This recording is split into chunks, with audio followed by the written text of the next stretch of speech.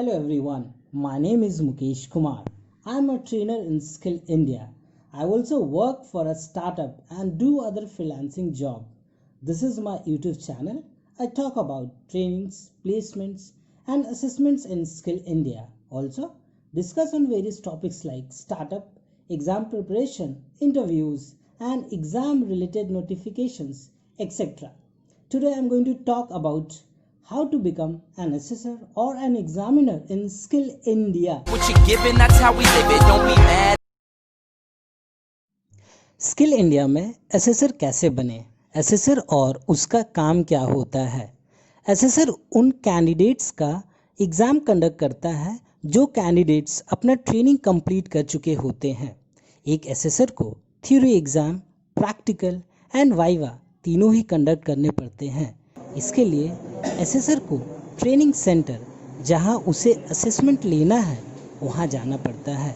NSDC के अंतर्गत almost 38 plus sectors हैं और हर सेक्टर में मोर और less on an average 50 job roles है। हर जॉब रोल के लिए असेसर होते हैं। अब हम बात करते हैं कि असेसर या एग्जामिनर बनने के लिए क्या क्वालिफिकेशन या एलिजिबिलिटी क्राइटेरिया है। बीटेक वालों के लिए मिनिमम 3 इयर्स का एक्सपीरियंस होना चाहिए। डिप्लोमा वालों के लिए 3 इयर्स एंड मोर एक्सपीरियंस चाहिए। आईटीआई वालों के लिए मिनिमम 5 इयर्स का एक्सपीरियंस होना चाहिए। एक्सपीरियंस या क्वालिफिकेशन मोर और लेस इधर उधर हो सकते हैं, लेकिन जो सबसे इम्पॉर्टेंट है, जो इन्फॉर्मेशन मैंने गैदर की है कि आप जिस जॉब रोल के लिए टीओए करने वाले हैं उस जॉब रोल के लिए स्पेसिफिक प्लांट एक्सपीरियंस होना चाहिए। और अगर आपको एसएससी अलाउ करती है तो ही आप टीओए कर सकते हैं। और ऐसा नहीं है कि केवल टेक्निकल बैकग्राउंड के ही लोग एसेसर बन सकते हैं।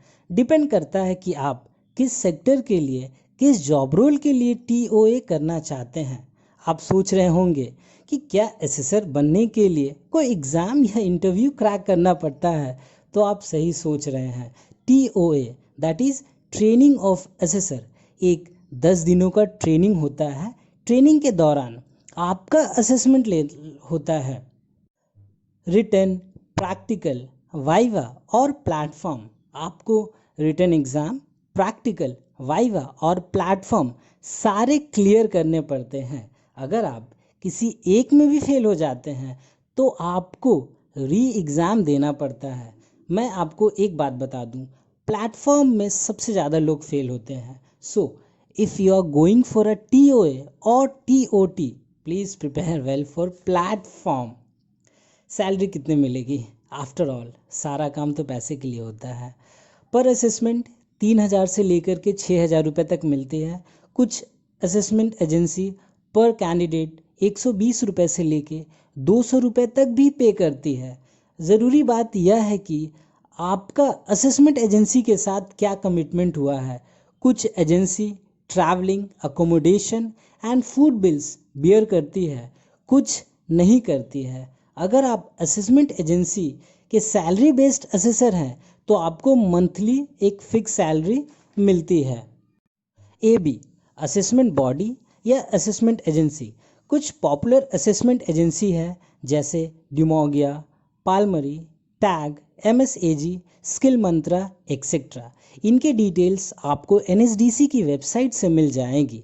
अगर आपको असेसर बनना है तो आइदर आप एजेंसी को अप्रोच कर सकते हैं या एबी असेसमेंट एजेंसी अपना इसके लिए वैकेंसी निकालती है। आप वेबसाइट पे जाकर सारा डिटेल चेक कर सकते हैं। अब हम बात करते हैं प्रॉज एंड कॉन्स के बारे में। अगर आप प्राइवेट, गवर्नमेंट जॉब में हैं और आपको हर महीने 4 से 5 हॉलीडेज़ मिल जाती है अपार्ट फ्रॉम संडे, तो अर्न करने का अच्छा तरीका है। प्लस आपको ट्रैवल और फूड का शौक़ है तो आप कर सकते हैं। अगर आपका अपना बिजनेस है तो आपके लिए as a part time assessor का जॉब बहुत सही है। आपको new places, culture and food का एक्सपीरियंस एंड एक्सप्लोर करने का मौका मिलेगा। मुझे इस जॉब प्रोफाइल में जो पसंद नहीं है वह है कि आपको ट्रैवलिंग बहुत करनी पड़ती है और वर्क प्रेशर बहुत रहता है। आपको टाइम पे रिज़ल्ट बनाकर एबी को देनी पड़ती है, पेपर वर्क बहुत होते हैं। स्किल इंडिया के अंतर्गत जो भी ट्रेनिंग दी जाती है वह काफ़ी अच्छी है और जॉब ओरिएंटेड होती है। अगर इस वीडियो में कुछ मिस हुआ हो या आपको कुछ डाउट हो तो प्लीज़ कमेंट कीजिएगा।